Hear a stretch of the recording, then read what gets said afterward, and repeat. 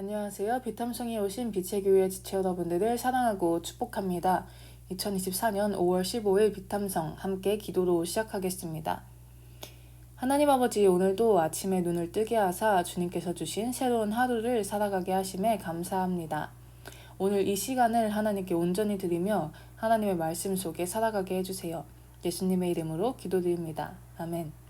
오늘 우리가 함께 볼 말씀은 사사기 15장 9절에서 13절입니다. 사사기 15장에 들어와서 1절에서 8절까지의 이야기를 한마디로 요약하면 복수 뒤에 복수입니다.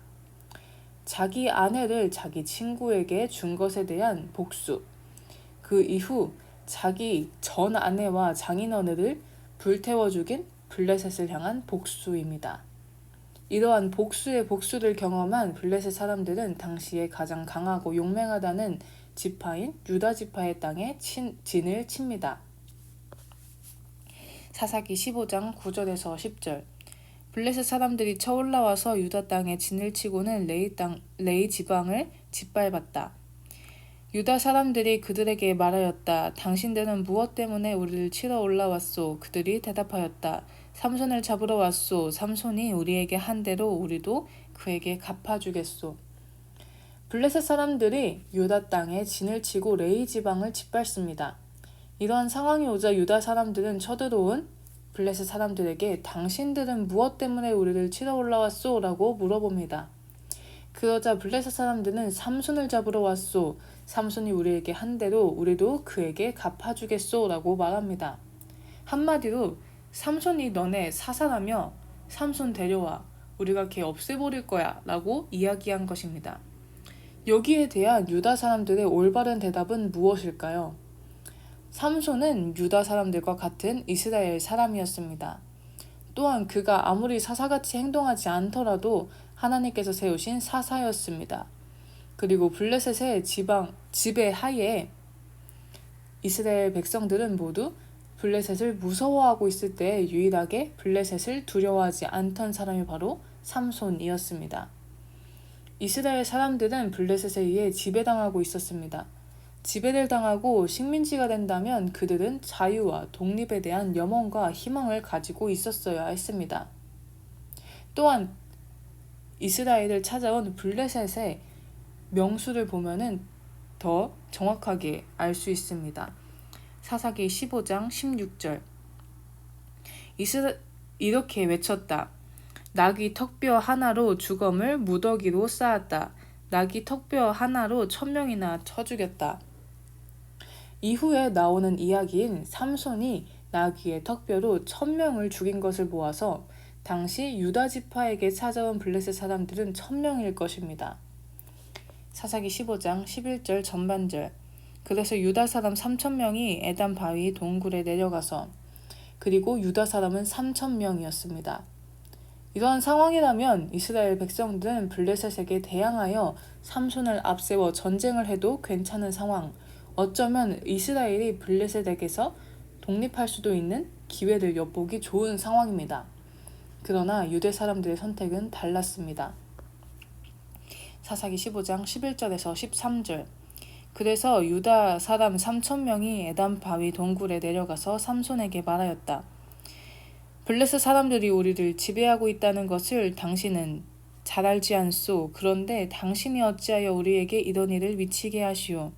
삼손이 그들에게 대답하였다. 그들이 나에게 한 대로 나도 그들에게 갚아주었을 뿐이요. 그러자 그들이 삼손에게 말하였다. 우리는 당신을 묶어 블레셋 사람들에게 넘겨주려고 왔소. 삼손이 그들에게 말하였다. 그렇다면 나를 죽이지 않겠다고 맹세하시오. 그들은 삼손에게 다짐하였다. 결코 죽이지 않겠소. 우리는 당신을 묶어서 그들에게 넘겨만 주겠소. 결코 우리가 당신을 죽이지는 않겠소. 그리고 그들은 새 밧줄 2개로 그를 묶어서 바위 동굴에서 데리고 나왔다. 유다 사람들은 블레셋 사람들의 말을 듣고 3000명이나 일어나서 삼손을 잡으러 갑니다. 그리고 그 3000명은 삼손에게 우리는 당신을 묶어 블레셋 사람들에게 넘겨주려고 왔소라고 이야기합니다. 도대체 왜 유다 사람들은 이와 같이 반응했을까요? 더 나아가서 이스라엘 사람들이 삼손을 하나님께서 주시기 이전에 하나님께 왜 전혀 부르짖지 않았던 것일까요? 그것은 11절에서 찾아볼 수 있습니다. 11절을 성경의 원래 언어인 히브리어 원어로 보면 블레셋 사람들이 우리를 지배하고 있다는 것을 에서의 지배하다라는 말은 마수알이라는 단어를 사용했습니다. 이 마수알이라는 단어는 그저 단순한 통치권을 지칭하는 것이 아닙니다. 이 단어는 자연, 우주, 모든 인간사를 주관하며 다스린다는 통치권을 말하는 용어입니다. 여러분, 자연, 우주, 모든 인간사를 주관하여 다스리는 분은 누구이신가요? 바로 하나님이십니다.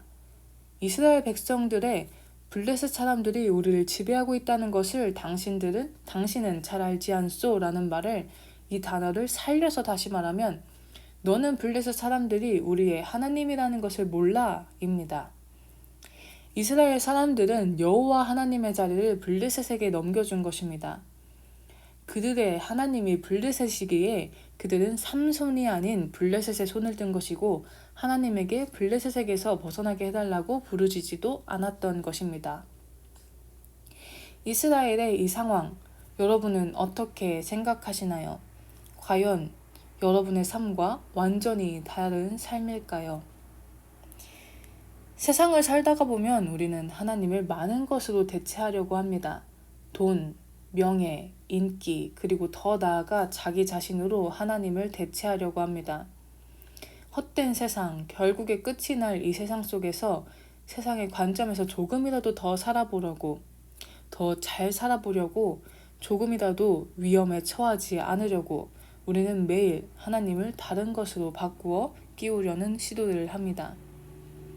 이스라엘 백성들이 위험과 두려움에 처하지 않으려는 헛된 평안을 구걸하며 하나님을 블레셋으로 바꾸려는 것과 같이요.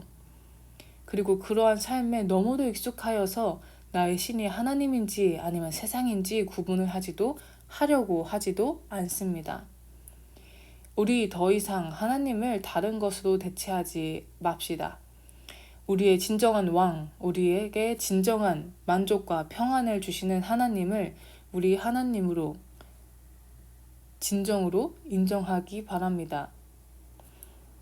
지금까지 나의 마음의 왕좌를 너무도 많은 것들에게 내어주었다면 그 왕좌를 다시 하나님께 드리는 우리가 되기 원합니다.